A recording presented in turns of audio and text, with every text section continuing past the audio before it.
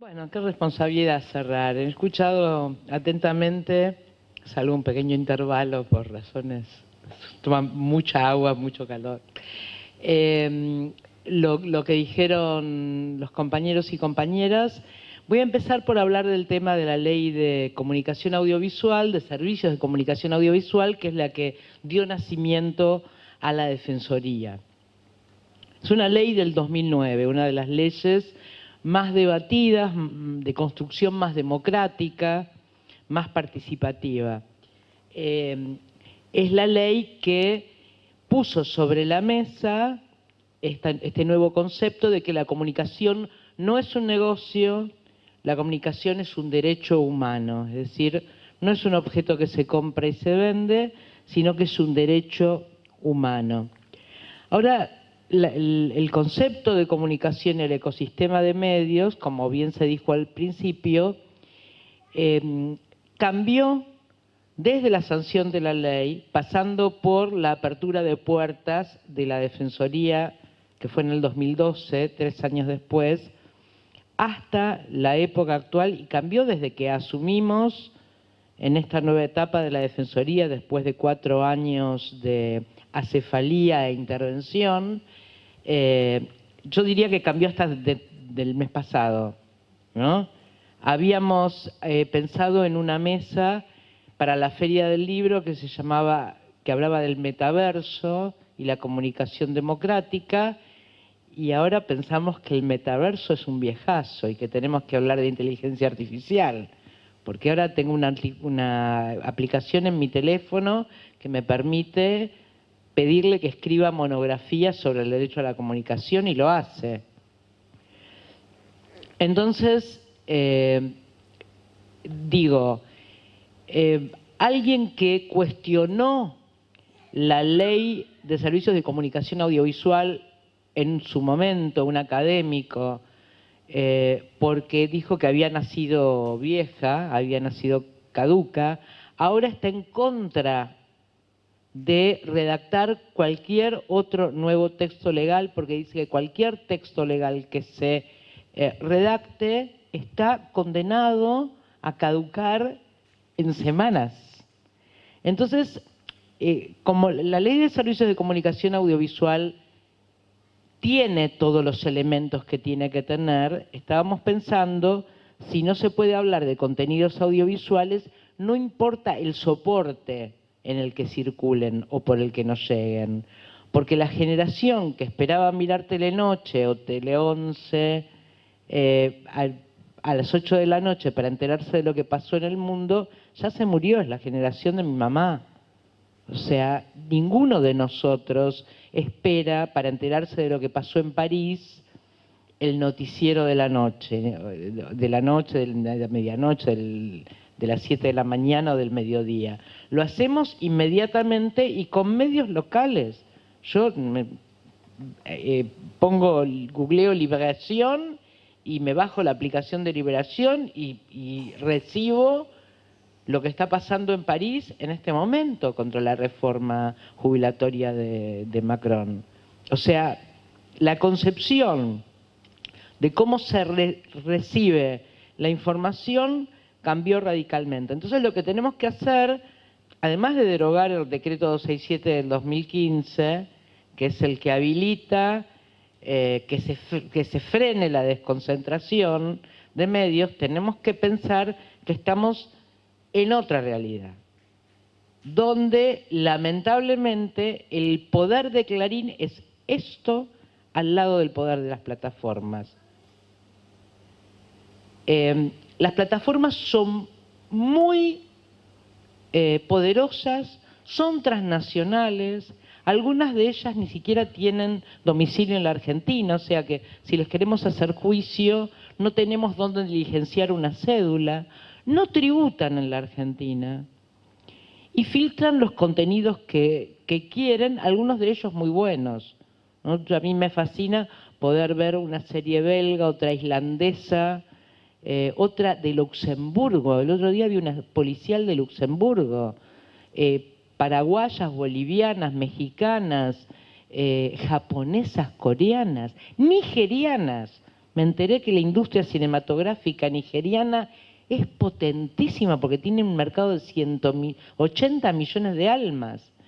Bueno, y hindúes, por supuesto, rusas, o sea, serbias. Vi una serie que les recomiendo sobre corrupción y un diario, un equipo de periodismo, investigación de Croacia. O sea, eso es maravilloso.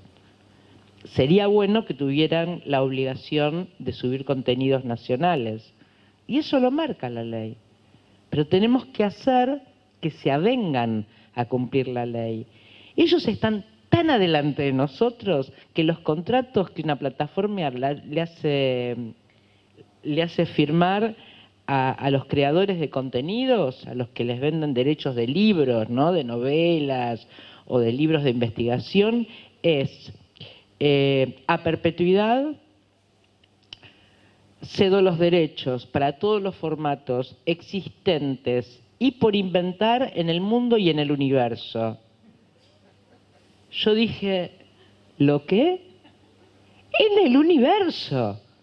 Porque ellos no saben si mañana no se va a poder transmitir desde la Luna o si el autor se va a radicar en, no sé. Bueno, Marte hace un poco de calor. Bueno, más o menos, nos estamos acostumbrando.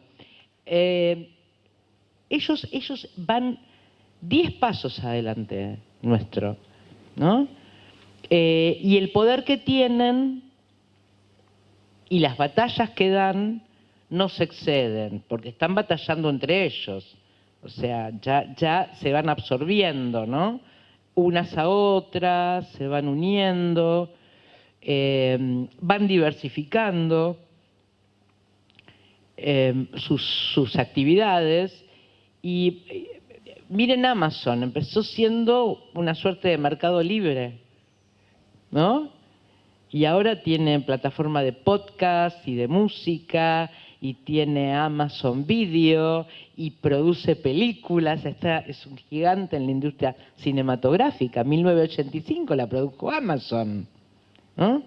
Y tienen tanta inteligencia que hasta tienen oficiales de derechos humanos. Es decir, el otro día estuve en un encuentro y de Internet para la Confianza, organizado por la UNESCO, donde había técnicos, plataformas, ONGs de las que mencionó Arán, que tienen que ver con la agenda socialdemócrata y se llenan la boca hablando de la libertad de expresión, universidades, periodistas. Había 4.300 personas debatiendo qué hacer con Internet, qué hacer con las plataformas, qué hacer con las redes que tienen este costado que se mencionó tan democrático, ¿no?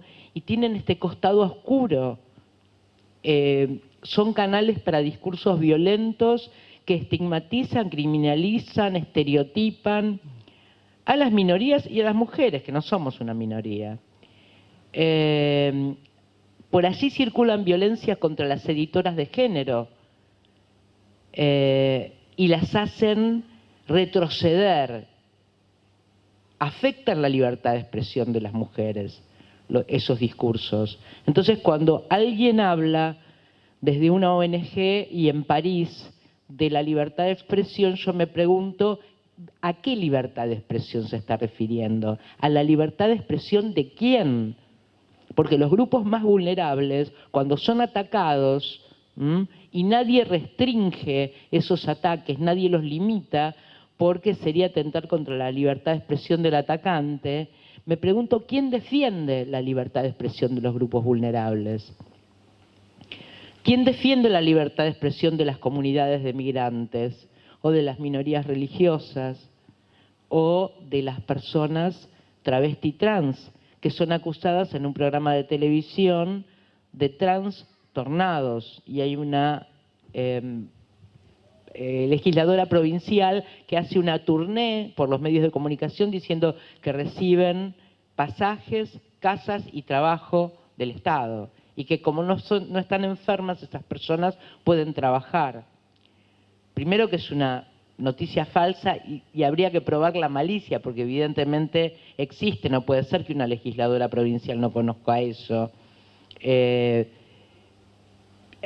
Un dato positivo, estas dos ocasiones fueron un punto de inflexión, un récord histórico de reclamos en la página de la Defensoría. Es decir, no solamente las personas travesti trans están atentas a que no las ofendan y no las difamen, sino que las audiencias están atentas.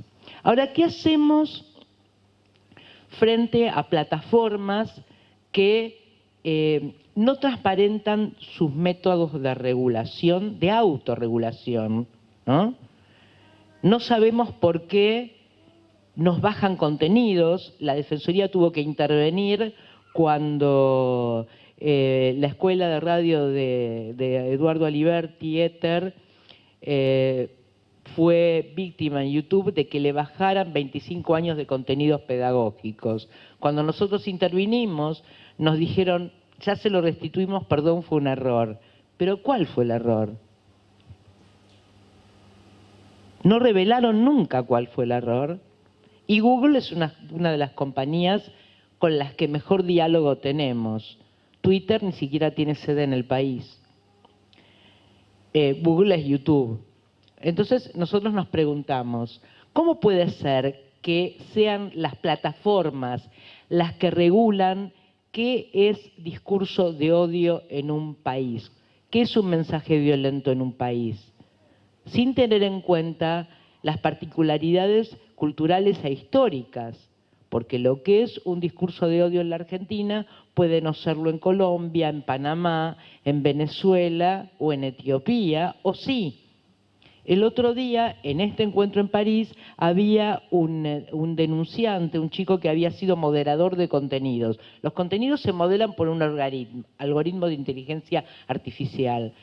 Pero cuando hay un reclamo, y es un caso concreto, que esto no se hace automáticamente, e interviene una persona humana, uno piensa que la persona que regula tiene cierta capacitación. Pues no, en África los contenidos se regulan desde una ciudad en Kenia donde 250 pibes precarizados trabajan 9 horas por día, creo que 6 días a la semana,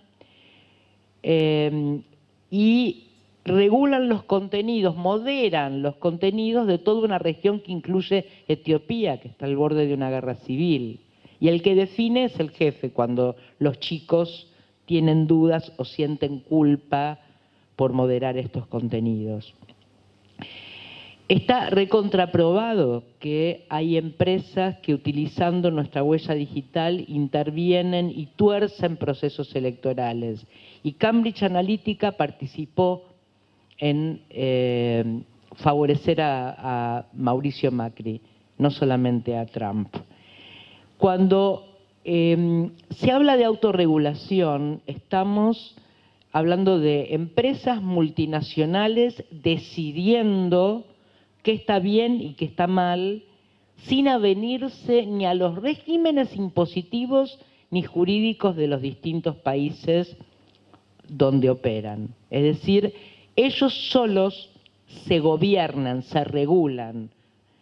El otro extremo sería que los regulasen los distintos gobiernos de los países, ¿no? Pero entonces ahí hay un argumento que se planteó en la reunión de París que no me parece desacertado, que es que si uno deja la regulación de Internet solamente en manos de los gobiernos, ¿qué pasa en los países donde hay regímenes autoritarios? Si uno pide, por ejemplo, que en Twitter deje de haber anonimato para las cuentas y haya obligación de identificarse, ¿qué pasa con los militantes opositores que se protegen así y activan en las redes, incluso convocando a manifestaciones democráticas contra estos regímenes autoritarios? Entonces el consenso pareció ser en un momento, y después les voy a decir por qué no terminó no siendo el consenso, la corregulación con organizaciones de la sociedad civil, universidades, pequeñas cámaras empresarias, sindicatos, organizaciones de audiencias, clubes de oyentes, como en algún momento circularon, organizaciones de defensa del consumidor y la consumidora, y bueno, y el sector público también. Esto parecía ser el consenso, hasta que en el cierre de la actividad, que empezó como muy apocalíptica en su discurso, después le voy a relatar cómo empezó, o sea, el Congreso, el foro empezó con oradores muy apocalípticos en su diagnóstico y terminó con un panel que incluía, había algunos representantes argentinos de una organización que supuestamente defiende la libertad de expresión, un centro de estudios de una universidad privada, donde se planteó que había que tener cuidado, que no había que apurarse, que todo lo que hagamos podía tener consecuencias irreversibles para la libertad de expresión, y incluso participó la oficial de Derechos Humanos de Meta, que hasta en su aspecto parecía un angelito del Renacimiento, porque yo decía, pero esta mujer la reclutaron por su aspecto, porque tenía una cara de bondad maravillosa, estaba vestida con una especie de túnica color marfil, le faltaban las alitas solamente. Y ella decía que ellos estaban muy preocupados por lo que estaba pasando y que consideraban que había que cambiar esta situación que afectaba a algunos sectores, y ellos estaban muy preocupados por defender los derechos humanos de estos sectores, pero que había que tener en cuenta que cualquier movimiento que se hiciera podía afectar este valor que es la libertad de expresión. Hace poco le hice un reportaje a una experta en comunicación británica, Natalie Fenton, que parece que fuera latinoamericana por cómo habla, y ella se reía de este concepto de la libertad de expresión, porque decía que la libertad de expresión es la libertad de hacer negocios, es la libertad de lucrar con la comunicación. Y ella se preguntaba, cuando hablan de la libertad de expresión y del periodismo de calidad como herramienta para combatir la desinformación, me dice, me gustaría saber cuántos de estos periodistas que enarbolan el periodismo de calidad, cuando se les señala un error cometido, se desdicen y lo corrigen. Me dice, muy pocos. Incluso en mi país y en la BBC, muy pocos. Les voy a decir cómo fue, tirando al centro derecha, este encuentro, porque empezó con María Ressa, una periodista filipina que estuvo presa, premio Nobel, diciendo que lo que queremos hacer, lo que estamos haciendo con Internet es lo siguiente: hay un río contaminado, entonces agarramos un vaso de agua contaminado, lo limpiamos y después lo volvemos a tirar al río contaminado. No, dice, hay que cerrar la fábrica que contamina, ¿no? Y otro muchacho, un influencer brasileño, Felipe Neto, que decía que se estaba cayendo un avión, dice, y todos ustedes están discutiendo a qué universidades y ONGs convocan para empezar a debatir cómo hacemos para que el avión no se caiga. Estas visiones apocalípticas, sumadas al director de investigaciones de Cambridge Analytica, que fue uno de los denunciantes de las operaciones, terminaron confluyendo en esa mesa de cierre, que quien habla al final, tiene la última palabra, no soy yo, evidentemente, donde la única voz que habló a favor de la regulación o la corregulación de Internet fue un ministro de la Corte Suprema de Brasil, nombrado por Dilma. Inmediatamente que terminó, yo llegué al lugar donde me alojaba y me metí a ver qué decían de este discurso disruptivo en Brasil. Y la Red do Globo decía que el tipo había hablado del bien y el mal y que quería censurar a los medios de comunicación. El tipo nunca había hablado de medios de comunicación, nunca jamás. Siempre había hablado de la regulación de las plataformas, pero se ve que al cruzar el Atlántico, ¿no?, se transformó. Se transformó. Que ya lo pensaba y ellos se dieron cuenta. Bueno, esta situación es insostenible. No podemos dejar en manos de las plataformas la determinación de qué es apto para ser difundido o no apto para ser difundido en las redes. No podemos dejar que las plataformas no tributen. Tiene que haber un tributo especial para las plataformas, tiene que haber una forma de que ese dinero sirva para financiar la industria audiovisual argentina, porque cada vez más las plataformas están financiando nuestras películas, incluso las buenas, ¿no? Las que están del lado del bien.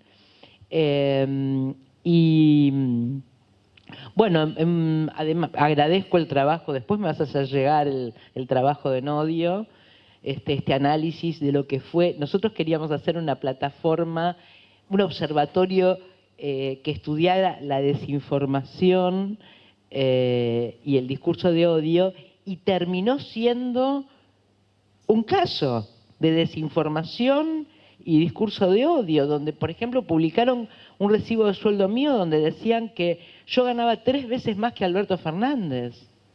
3 veces más. Cuando yo vi eso, yo dije, en ese momento yo dije, nadie lo va a creer. Pero no, la gente lo sigue repitiendo aún hoy. Por suerte que la inflación se comió el... Claro, sí, claro. En el momento ese eran 770.000 pesos, que era un delirio. Cuando Alberto creo que ganaba 250.000, hoy ya no es tan grave, digamos. Apenas por encima del nivel de pobreza, digamos, sería. Bueno, nada. La Defensoría, para quienes se están escuchando, es un refugio para las audiencias que se sienten invisibilizadas, ofendidas, que tienen alguna queja que hacer. Nosotros no tenemos potestad sancionatoria, pero nos encargamos de mediar entre las audiencias y los medios. Cada vez más tratamos de mediar con los medios digitales también, a pesar de que la ley quedó obsoleta y no tenemos esa capacidad, pero alrededor de un 18 o un 20% de los reclamos que nos llegan tienen que ver con lo digital, porque es como nos informamos ahora. Hay un organismo en la Argentina que se ocupa de sancionar a los medios y que puede llegar hasta retirar una licencia, y es el ENACOM, pero el ENACOM no está sancionando contenidos, entonces estamos en problemas. Bueno, gracias.